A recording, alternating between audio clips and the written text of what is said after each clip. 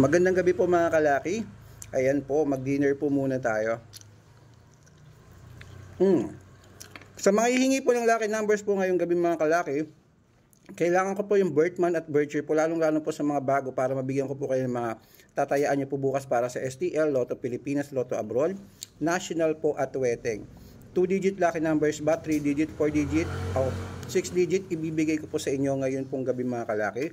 At tutok lang po dito mga kalaki dahil nagsumada po ako ng mga 6-digit lucky numbers para po sa mga 642, 645, 649, 655, 658, pati po sa abroad sa Pilipinas mga 7 digits. Sabihin nyo lang po kung ano yan, may nanghihingi na po ng lucky numbers.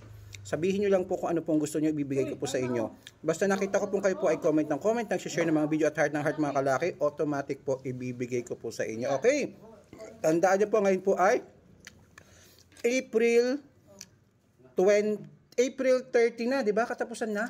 Oo. April 30 na. Mga kalaki, dapat halagaan nyo po yung lucky numbers bukas. Okay? Tayaan nyo po yung bukas. At syempre po, maraming salamat po sa mga nanalo kanina.